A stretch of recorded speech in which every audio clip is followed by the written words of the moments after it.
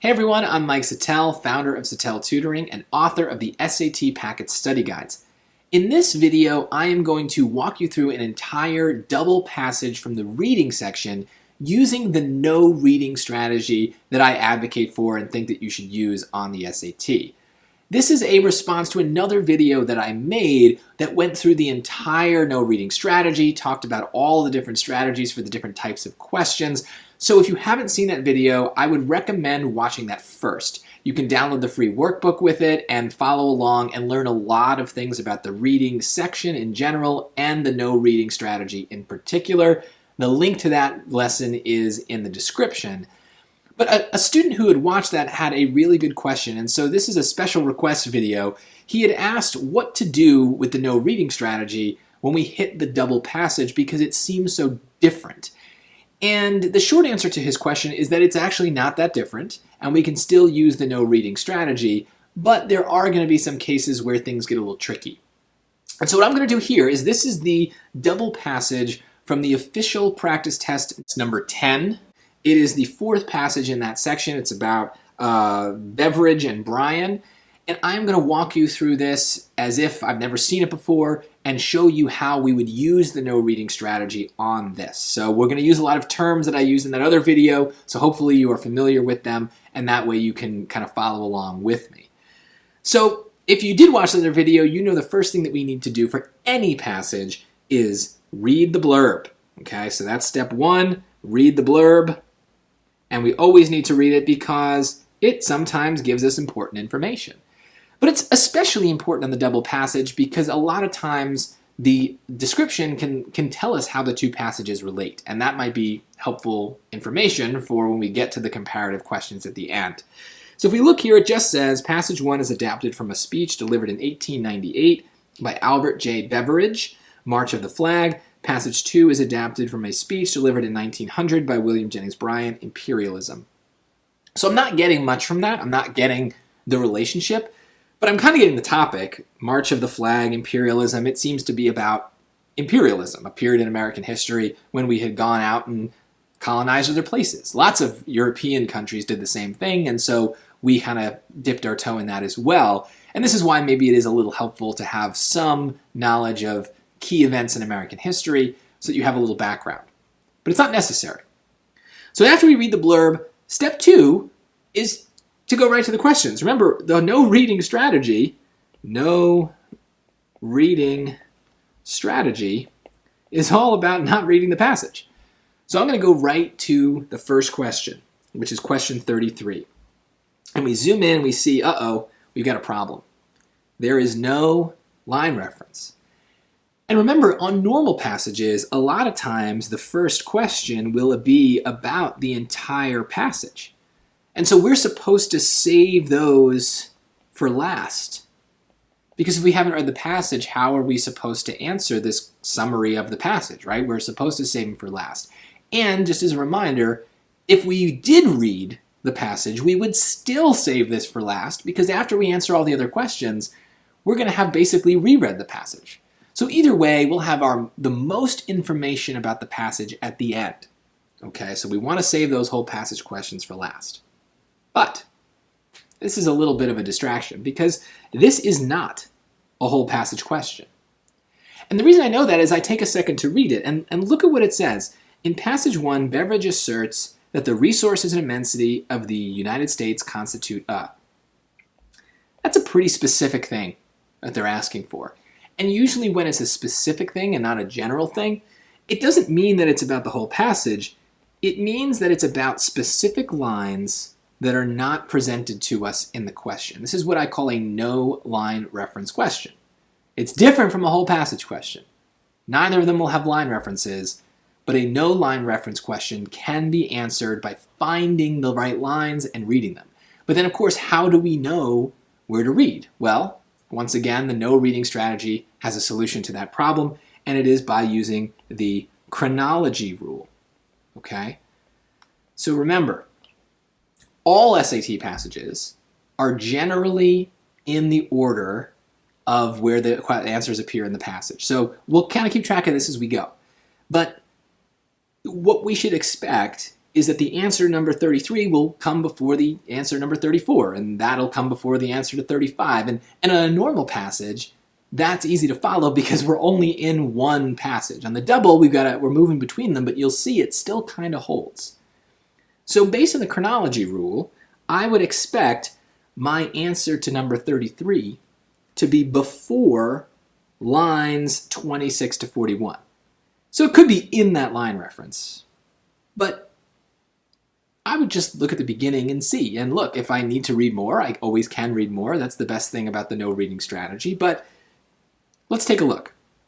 Let's go to the beginning, and we're looking for something about the resources and immensity of the United States. Okay. So he says, fellow citizens, it is a noble land that God has given us, a land that can feed and clothe the world. That sounds a lot like the resources. A land whose coastlines would enclose half the countries of Europe. That sounds like immensity. A land that set like a sentinel between the two imperial oceans of the globe, a greater England with a nobler destiny. I'm going to stop right there. I feel like I just got some answers. So let's go back to the question, and let's look at these. Do they talk about safeguards against foreign invasion? Well, they do talk about it being like a sentinel, but it doesn't seem like anyone's fighting or we're battling anybody or we're defending against anybody. This doesn't seem a good fit, so that doesn't make me feel confident. Replication of conditions in Europe? No, replication means copy. So they're definitely not copying Europe, right? They're saying we're better than Europe. We would enclose half the countries of Europe. We're bigger, right? We're better. And it's like England, a greater England with a nobler destiny. So he's saying the opposite there. We're in good shape. So, divine gift of the American people. Well, divine, strong word, but notice we're talking about God. God has given us this land. And if we keep reading and skimming, we are a mighty people that he, meaning God, has planted on this soil. Right? So here's God again. Right? His chosen people. That's more about God. So that idea is repeated again and again and again. And it does say given, so that matches also with gift. But let's look at D. A source of envy for people in other countries. Well, no, they don't talk about people in other countries. So there we go. Choice C is the answer, and I would feel pretty confident in that. So notice, we haven't read the passage, but we use some clues from the SAT strategy to kind of figure out where we might want to read for this, and sure enough, it was exactly where we expected. So let me mark that. Number 33, right here at the beginning, is where our answer was. We're going to keep track and see if the chronology rule holds, okay? So that's good. I'm good with that one. Let's go on to number 34. In the second paragraph of passage 1, so now we have a line reference. That's good. The commands given by Beveridge mainly serve too. Okay, so before we read those choices, let's go to the lines. That's here. So here I'm going to mark 34 because they told us to read this paragraph, so it's pretty obvious that that's where we'll find the answer. Think of the thousands of Americans who will pour into Hawaii and Puerto Rico when the Republic's laws cover those lands with justice and safety. Justice, safety. Think of the tens of thousands of Americans who will invade the Philippines when a liberal government shall establish order and equity there. Think of the hundreds of thousands of Americans who will build a civilization of energy and industry in Cuba when a government of law replaces the double reign of anarchy and tyranny. Think of the prosperous millions that Empress of Islands will support when, obedient to the law of political gravitation, her people ask for the highest honor liberty can bestow, the sacred order of the Stars and Stripes, the citizenship of the Great Republic. So, he's saying good things will happen. Right? I read that fast. There's a lot of detail, a lot of flowery language, but I'm not trying to read all the little bits and pieces here. I'm looking for repeated ideas, and the repeated idea is that things are good. So that's what I'm taking away from this.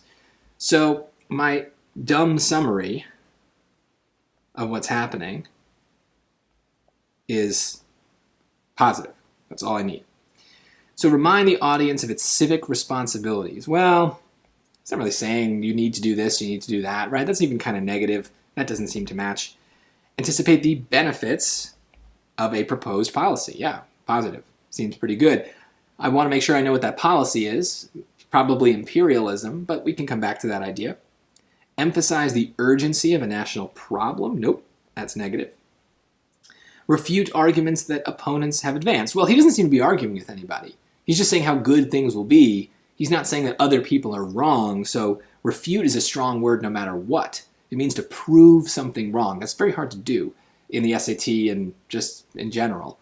But it also doesn't match what we read. So I'd be pretty confident picking B here. I could go back and look more, but that proposed policy thing, that seems to be sending people to these places. So, okay, that's a policy, I guess, is sending people to Hawaii and Puerto Rico and Cuba and all those places, and it seems like it'll cause some good things to happen. So yeah, okay, that seems fine. Checks off. So again, we still haven't read, we've read a lot to answer these two questions, but notice the order we did it in.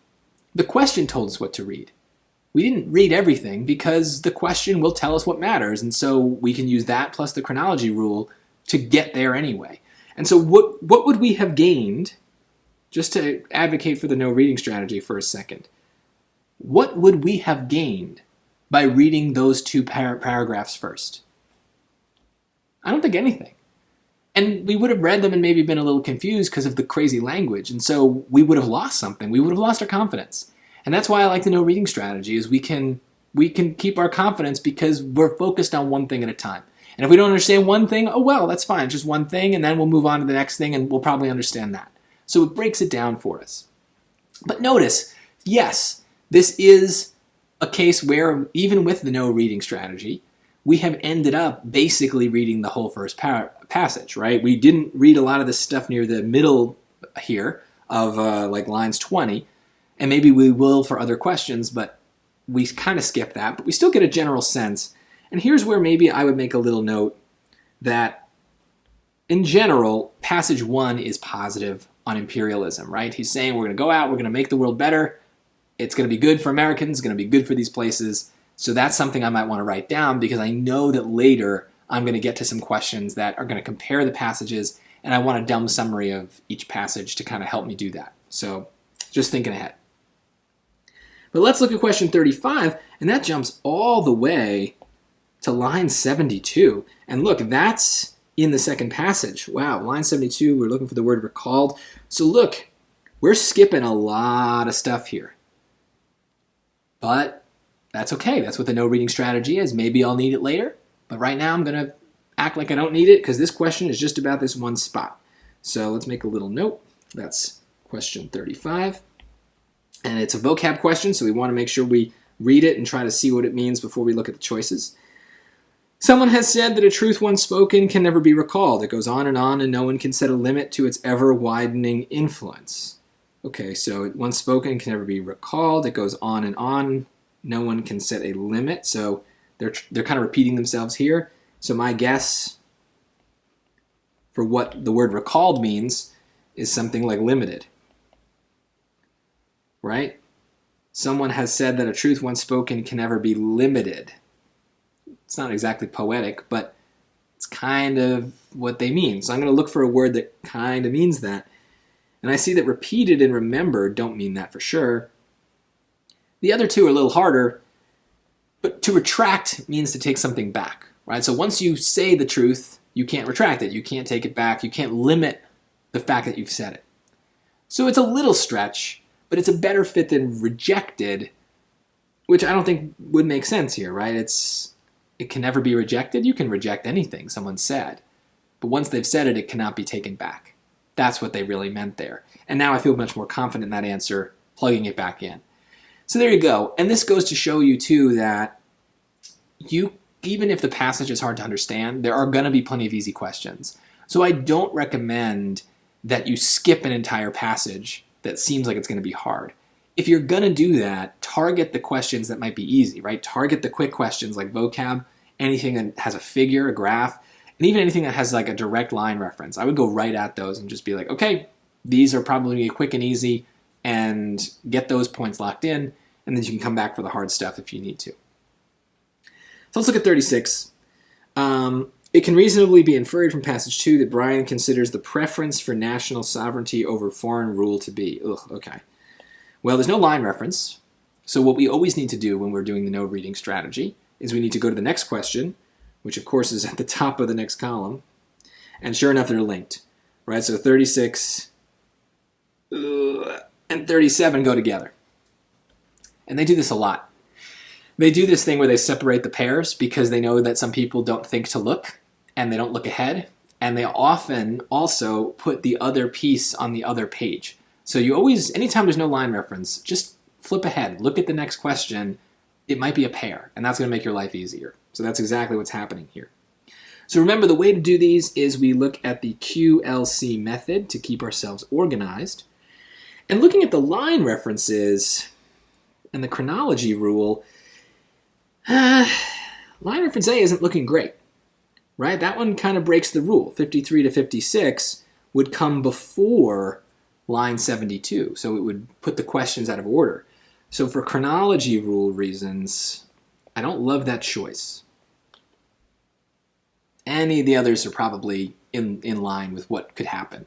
But here's the thing, I'm not going to eliminate A and just ignore it. I need to still read it, but if I'm stuck between A and D, for example, I would pick D because it fits the rule.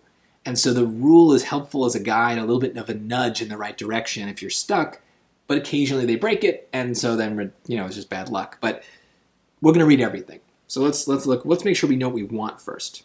The question. It can reasonably be inferred from passage 2 that Brian considers the preference for national sovereignty over foreign rule to be. Okay, a lot of tough words, but use the ones you know. Preference for national over foreign. So people prefer national, I guess, their own country over foreign rule, foreign other people ruling them. Right? So sovereignty is a word we might not know, but it seems like we can kind of understand what's being said without it. That happens a lot. Don't fixate on words you're confused by. Focus on the words that you do know. Usually they'll help. So now we have to go to these line references, and we need to see, of these, which ones pertain to that. We're looking for matching ideas. So this stage of this kind of question is kind of difficult because it requires you to have an open mind and to turn off the part of your brain that needs to understand everything. We're just looking for enough to keep a choice going. That's all. So let's look at 53 to 56. So that's here. 53 to 56. Yeah. If the Republicans are prepared to censure all who have used language calculated to make the Filipinos hate foreign domination, let them condemn the speech of Patrick Henry. Okay. So it's talking about them hating foreign domination. So that sounds like it matches with our question of preferring our national rule over foreign rule. So that's something. I don't know if he's saying if that's good or bad. I guess he's saying it's good that they don't want their own rules. See, I'm kind of confused. And so look, I'm going to put another question mark here. It might fit. I don't really understand it. But it also doesn't fit my chronology rule, so it's kind of got two strikes against it right now. That's not great, but we'll keep it in just in case. 72 to 73, let's look at that instead. Oh, that's down here. We just read that. What do you know? It goes on, and no one can set a limit to its ever-widening influence. Okay, well, what is it? What are we talking about? We are talking about a truth once spoken. Well, that has nothing to do with ruling someone or not, so that's just like a random quote. Gone. Okay. 79 to 81. 79 to 81. He never made a race of people so low in the scale of civilization or intelligence that it would welcome a foreign master. Okay. That's clearly related. And what's he saying? He's saying he never made, God never made people that would welcome a foreign master. So they're rejecting foreign rule. So, okay, I might write that. Reject foreign. Cool. I like that better than line reference A because I understood it more, right? I was able to draw some connections between the question and the line reference and say, yeah, there's some matching ideas here. I don't fully understand it, but I see enough connections that I'm like, this starts to feel good. I'm going to keep it. It's maybe my favorite choice, but let's look at D to make sure. 82 to 85. Okay, right here. Those who would have this nation enter upon a career of empire must consider not only the effect of imperialism on the Filipinos, but they must also calculate its effects upon our own nation, We cannot repudiate the principle of self-government in the Philippines without weakening that principle here. Oh, I think I read more than I needed to. Yeah, it ends here. So, okay. I think it's saying foreign rule is bad.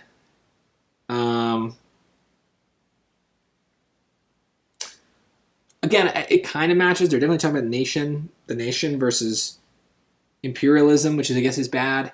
So I might keep this too. But again, it's kind of like, hey, I know it kind of matches a little bit, but I don't quite understand what it's saying. So it's not a good thing. But let's now look at our choices in 36 and see maybe that helps us understand the lines better. So Brian considers the preference for national sovereignty over foreign rule to be a reaction to the excesses of imperial governments in the modern era. No. We know that those imperial governments were excessive. We know that from studying history in school. But they never say that in those lines. Remember, look at the choice that we were looking at here. He's not saying that those governments have been excessive. He's saying the people just don't want those governments. That's different. It's a different thing. So that word is enough to make this wrong.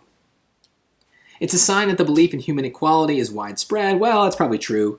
This is like a bumper sticker choice. Yeah, of course, people believe in equality. Hooray.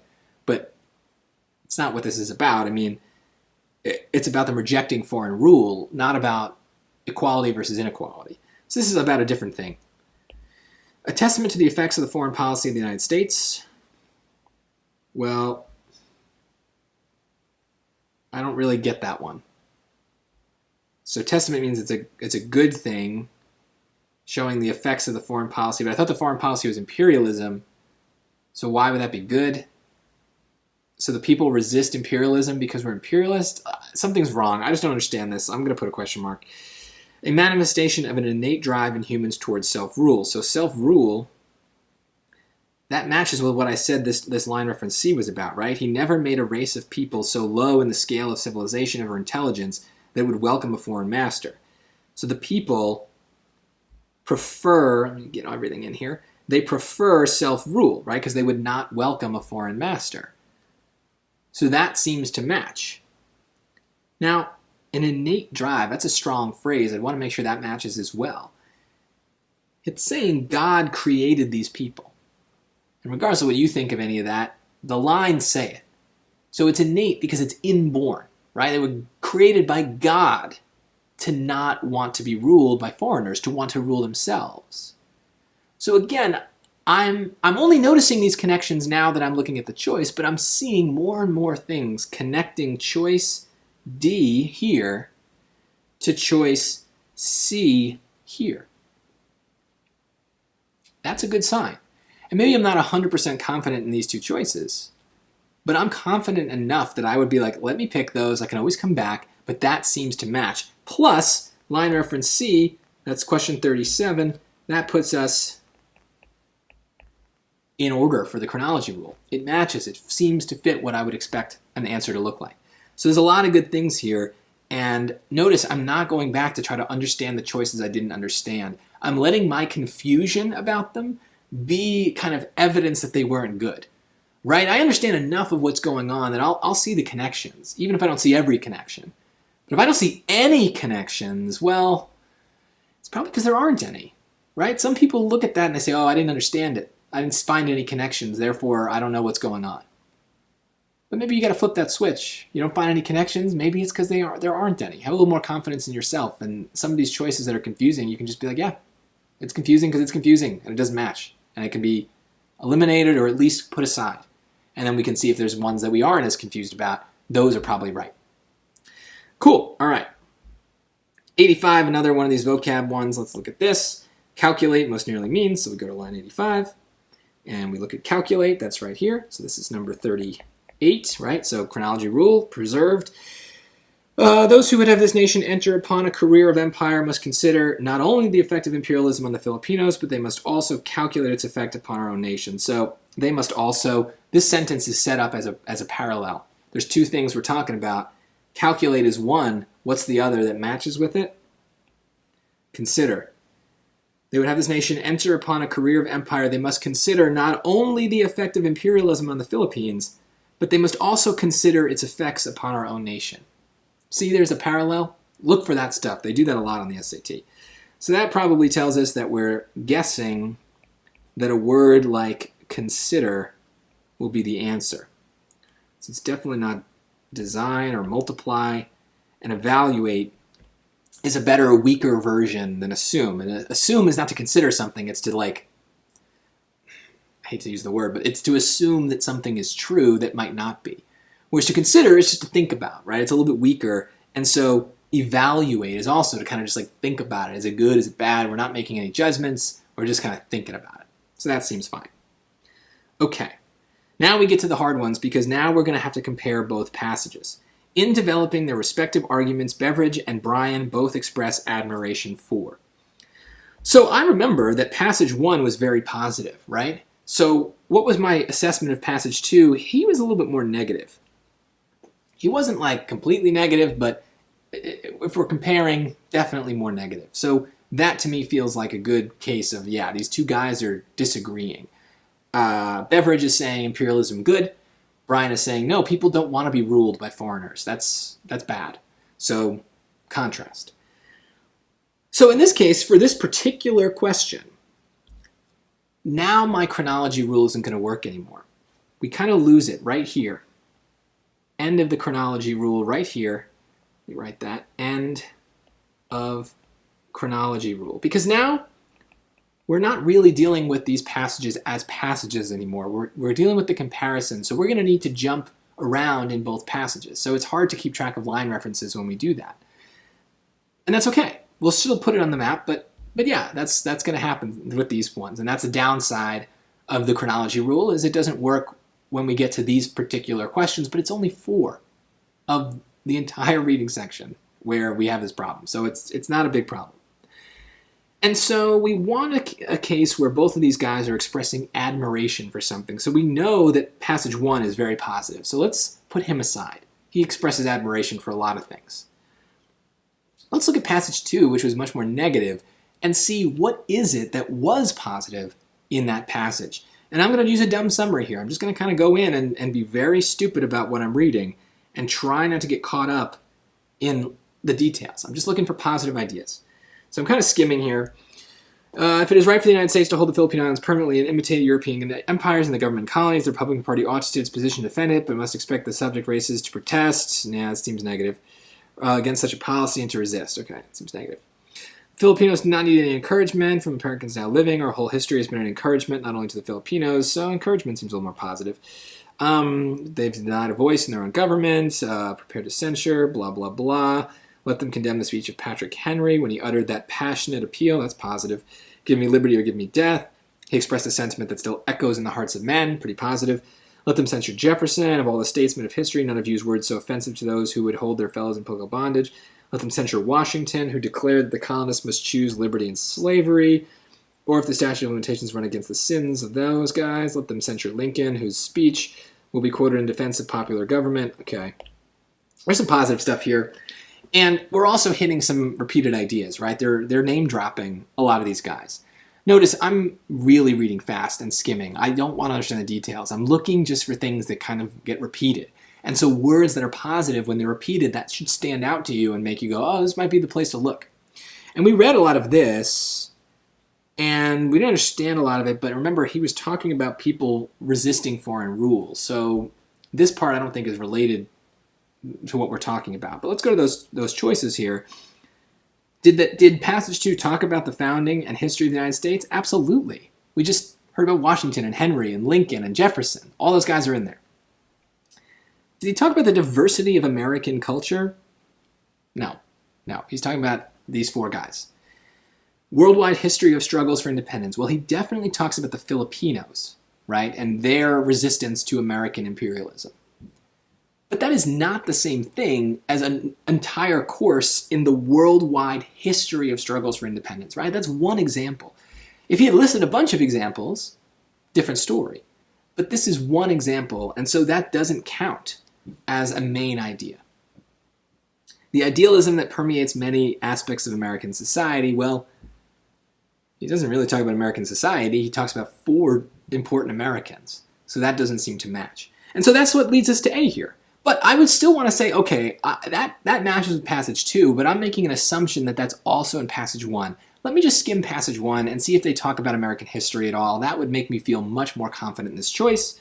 And if we go to passage 1, we can see after where we read, that kind of gap before, talks about the Liberty Bell, talks about our republic, they talk about history being heroic, the history of statesmen. So there's a lot of stuff here. So we're really looking, let me mark this. We're really looking, this is question 39. Right here, kind of this grouping and this grouping match. So let's look at the chronology rule right there for a second. Right, look at our chronology rule. We've got 33 in the top left, then we go down to 34, that's in order, and then we jumped over to the other passage and we had 35 down in the bottom right, then 36 and 37 were a pair, so they're next, and then 38. So the normal questions followed the chronology rule. That makes sense. That's how the test is built.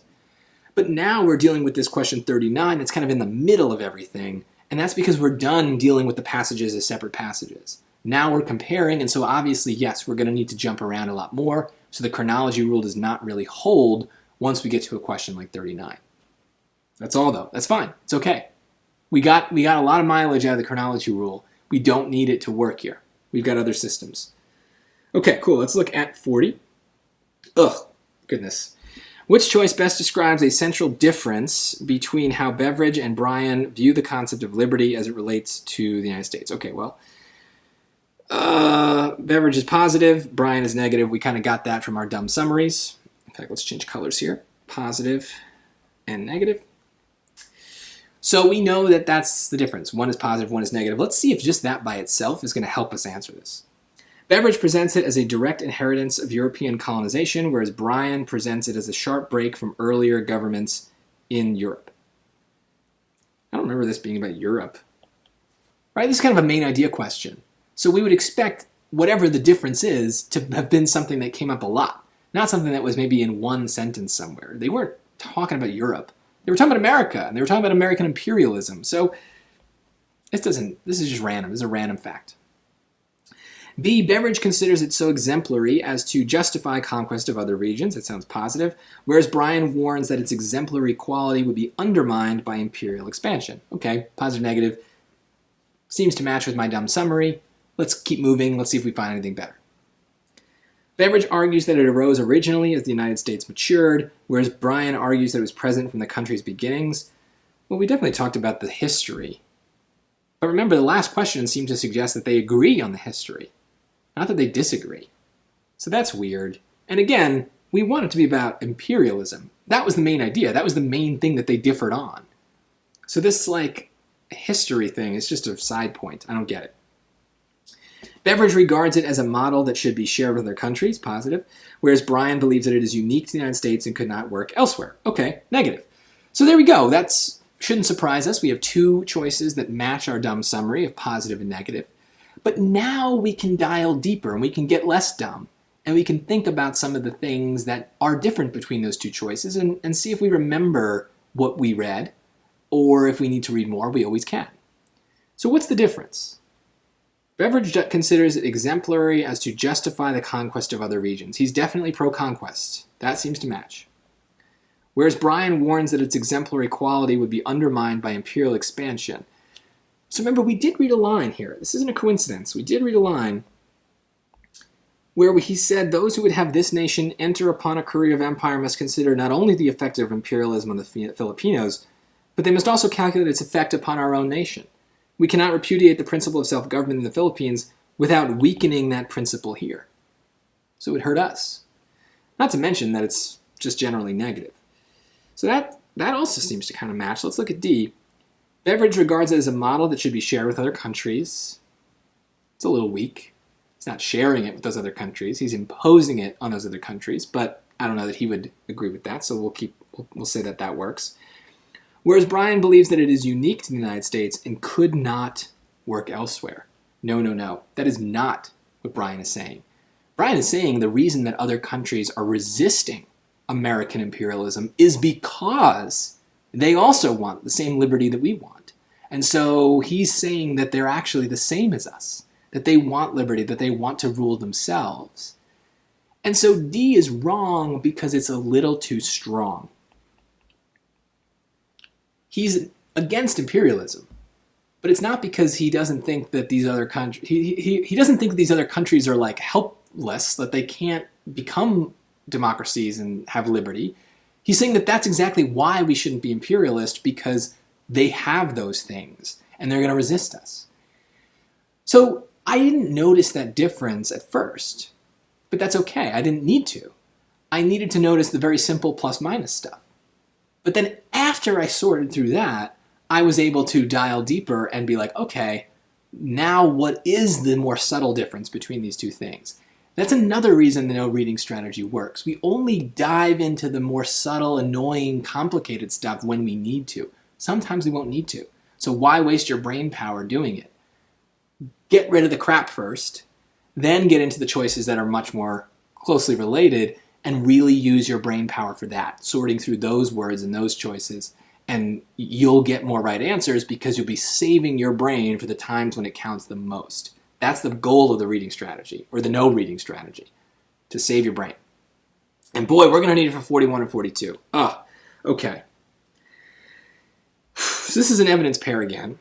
And these are really annoying when they come up on the comparative questions because it's just like a lot to take in. So we have to move between question 41 and question 42, and also between passage 1 and passage 2. It's a mess. We've got the QLC method. Let's stick to it.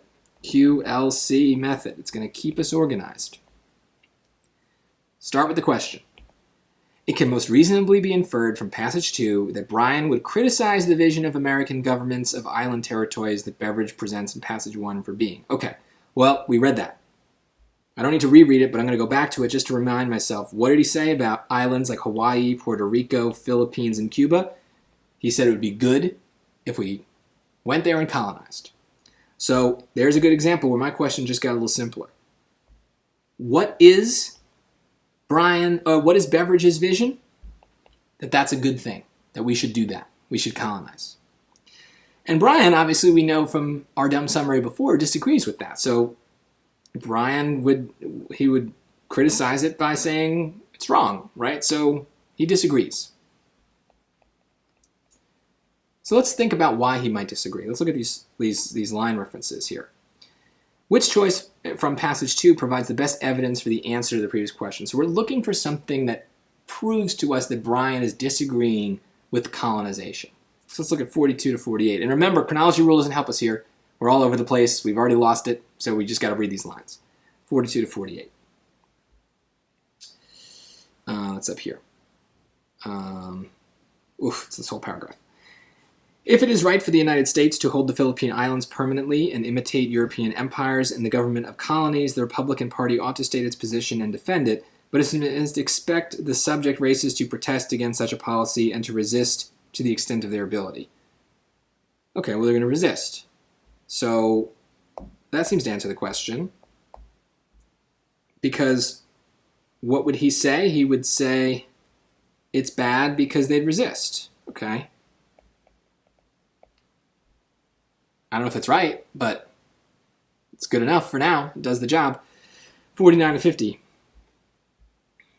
That's here. I'll choose a different color.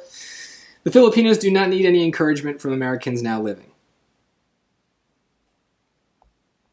Okay. That doesn't seem to say anything. It doesn't seem to be talking about imperialism. Maybe it's still talking about resistance.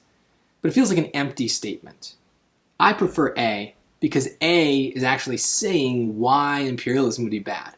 It's saying it, whereas in B, maybe it kind of is hinting at it, but I've got to do the work of making it actually say it, right? I want the lines to do the work. So B, kind of an empty phrase. Let's look at C. It's just the next line, 50 to 53. That's down here. Our whole history has been an encouragement not only to the Filipinos, but to all who are denied a voice in their own government. Okay, so maybe he's saying imperialism is bad because of our history. I feel like I'm forcing it again, but I can force it a little bit more easily, so I'll keep it. I don't know. And 56 to 59. on this here. When he uttered that passionate appeal, give me liberty or give me death, he expressed a sentiment which still echoes in the hearts of men. Okay, this is just useless. This is just a random quote by Patrick Henry. Doesn't matter. So, okay, we've got two choices. Let's look at 41 and see if maybe one of them rings a bell and makes us more confident what we're doing. So, again, let's make sure we understand the question. Brian is going to criticize Beveridge's positivity about colonization by saying that it is unrealistic since most Americans would be unwilling to relocate to distant islands. Well, no. First of all, at no point did they say that most Americans want or do anything. Most is a strong word. We've got to be careful of that word because it needs proof. We need to prove that 50% or more actually would not want to go to these distant lands. We don't have that. Plus, it's not about the Americans. It's not about them relocating. It's about the people who are in those places saying, no, go away. We don't want you. So that doesn't work. B, it's deceptive since economic domination would be the true goal of the American government. Well, no. They're not talking about economics. It wasn't in any of those lines, so it's gone. It's impractical since the islanders would insist upon an equal distribution of resources. Well, it's better because it's about the islanders, so it seems to be about the right people. But I don't remember anything about equal distribution of resources. That's also very strong, right? That's a very specific demand. And I don't remember reading about that demand. I remember reading about resistance in general, but not that specific demand. So I don't love it, but let's look at D. It's naive since the islanders would object to being governed by Americans. Yeah, they would object because they would resist. And go to the line if you're not sure. What did it say? They will protest and resist. So it matches perfectly. So look, that was a pain in the neck. And the chronology rule, you feel like, oh, I don't have that. Suddenly it makes it a little bit harder. But we were able to deal without it. And that's okay, because these questions near the end are really kind of like big main idea questions anyway, so it's not like the specific lines would help us so much. In this case, we needed to do the whole evidence pair thing, but still, I'm confident in all these answers. And most importantly, I don't think that the no reading strategy changed all that much. We still did, let's see, 1, 2, 3, 4, 5, 6 of the 10 questions, 6 of 10, were normal reading questions that if I didn't know this was a double passage, it wouldn't have mattered. Like it doesn't affect anything about the way I think about this. So that's something to just keep in mind is most of the double passage is no different than any other passage. So don't freak out about it. The only thing that makes people freak out, I think, is the language is pretty rough. And so that's why the no reading strategy can be so helpful even on the double, because now you're not worried about how difficult the language is and you're not trying to understand every little point. You focus on the points that the questions tell you to focus on. And we use the no reading strategy to make sure we are really narrowing our focus throughout. And yeah, at the end, I do think we end up reading more of this passage than we would for a normal, regular single passage. But notice that we were always reading those little bits as we were answering the questions. So we read a lot, but it's always purposeful. It's always for a question. And I think that that's the mistake that a lot of people make on the SAT is they read and they just kind of come away from these passages lost. You don't know what you read, you forget it, you don't know what was important, you've lost your confidence because you've just wasted 5 minutes, you're rushing now. Why spend all that time frustrating yourself? The no reading strategy works because it lets you focus on the things one at a time instead of trying to absorb every bit of these 90 lines at once. I'm a good reader. I've been doing this a long time. And trust me, these are boring passages. I do not remember what I read. The no reading strategy lets me remember it one piece at a time instead of trying to absorb it all at once because it's not possible. So try the no reading strategy.